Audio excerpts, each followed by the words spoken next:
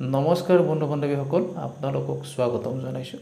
বন্ধু বান্ধৱীসকল, মই আজি আপোনালোকৰ লগত আলোচনা কৰিম যে অহা ইংৰাজী 10 জুন আৰু জেঠ মাহৰ 26 তাৰিখ বৃহস্পতিবাৰে কৃষ্ণপক্ষৰ অমাৱস্যা তিথি আৰু ইংৰাজী 2021 চনৰ প্ৰথমটো সূৰ্যগ্ৰহণ, কিন্তু গ্ৰহণৰ ভিতৰত দ্বিতীয়টো গ্ৰহণ লাগিব।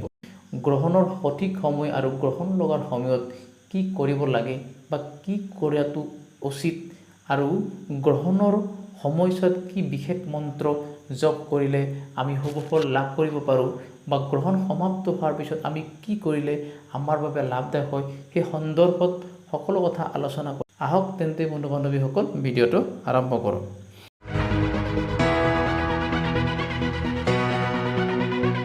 বন্ধু বান্ধৱীসকল, জ্যোতিষ শাস্ত্ৰ অনুসৰি সূৰ্যগ্ৰহণৰ অত্যন্ত তাৎপৰ্যপূৰ্ণ মহত্ব আছে আৰু এইবাৰ শনি গ্ৰহ বক্ৰ স্থানত থাকিব তথা সূৰ্যগ্ৰহৰ জ্যোতিৰ বাবে এক দুৰ্লভ সংযোগ হ'বলৈ গৈ আছে। বন্ধু বান্ধৱীসকল, এই সূৰ্যগ্ৰহণ অহা 10 জুনৰ দুপৰীয়া 1:42 আৰম্ভ হ'ব আৰু সন্ধিয়া 6:42 সমাপ্ত হ'ব।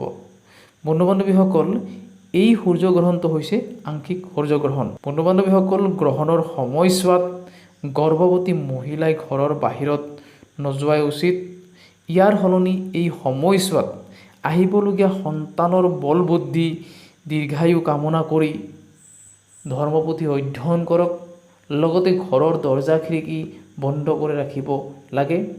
ইয়াৰ উপৰিও দা কটাৰী লজাতীয় সামগ্ৰী ব্যৱহাৰ নকৰাই ভাল।